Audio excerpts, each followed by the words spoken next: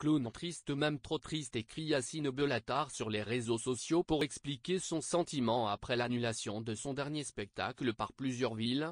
Une décision survenue suite à la parution d'un article dans Marianne intitulé Faux Clown, vrai danger, dans lequel nos confrères dressent un portrait de l'humoriste de 35 ans s'interrogeant sur ses prises de position et sur son humour, l'accusant d'être dans le déni de l'islamisme. Marianne se questionne, pose alors la question: Yacine Bellatar est-il iconoclaste et unitaire, comme le prétend son entourage, son enrobage?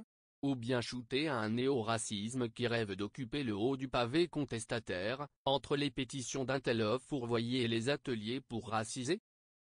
Conséquence, plusieurs dates de sa tournée ont été annulées dans plusieurs villes dont Marseille, Bordeaux ou encore Nancy, comme le déplore le comique. Mesdames et messieurs, c'est avec beaucoup de tristesse que je vous annonce les dommages collatéraux de mes prises de position récentes.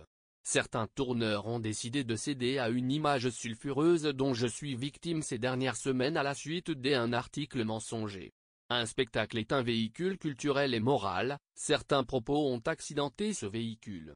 Les villes de Marseille, Nancy, Sochem ou encore Bordeaux ne recevront donc pas mon spectacle ingérable pour le moment.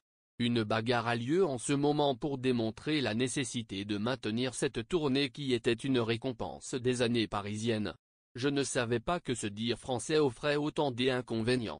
Certaines dates sont maintenues et j'ose croire qu'elles seront remplies. Choqué par cette décision, Yacine Bellatar explique vivre l'un des pires moments de ma carrière. Espérant pouvoir sortir de ce mauvais pas, je remercie ceux qui font tout pour faire de ce moment un passage et non une finalité.